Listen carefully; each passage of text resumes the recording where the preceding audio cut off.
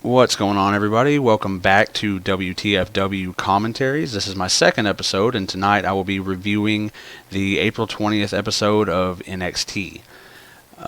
If you are watching this video, hopefully you watched my first video of my Raw review from the 18th. If you like this video, please give me a like, subscribe to my channel, leave me some comments. You know the drill. Opening the show tonight is a tag team match featuring Enzo and Big Cass taking on the NXT Tag Champs American Alpha, Jason Jordan, and Chad Gable. And what I can only assume will be Enzo and Cass's final match on NXT. This match didn't really get the pop of the crowd one would think it would get. Probably because you had two fan-favorite teams taking each other on. They didn't really know who to cheer for. And don't get me wrong, the crowd wasn't silent. It wasn't like a Roman Reigns type of silent or a big booing, outrageous outcast of boos. But it wasn't the normal Full Sail crowd. As far as the match goes, Gable and Jordan did their usual amazing in-ring work, singling out Enzo for the majority of the match, and eventually hitting the grand amplitude to secure the victory for American Alpha. Jordan and Gable are one hell of a tag team. I'm sure that, they're going to have a long run as NXT Tag Champs, and, you can watch them, and, of course, Chad Gable is an Olympian, and Jason Jordan had an amazing collegiate career in wrestling.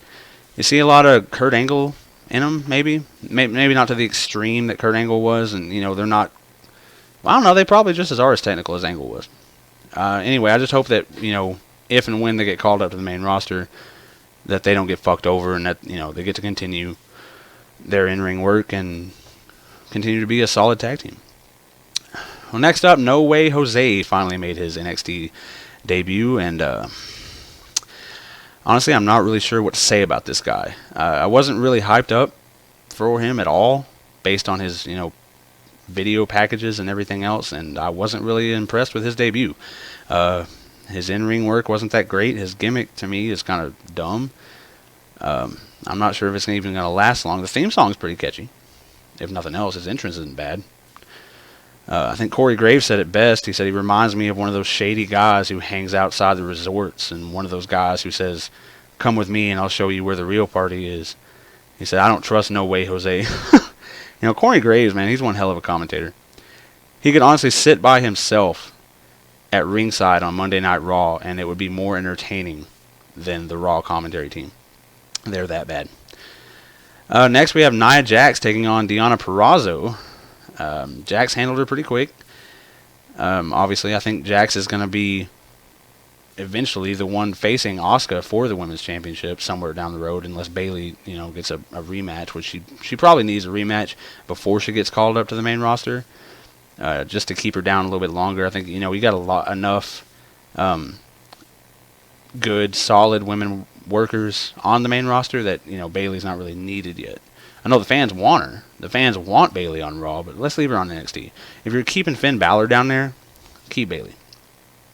But the story seemed to be more on Deonna Purrazzo than on Nia Jax. They kept, kind of hinting comparisons to the 1-2-3 Kid because she's lost so many matches in a row and she's on a really bad luck streak.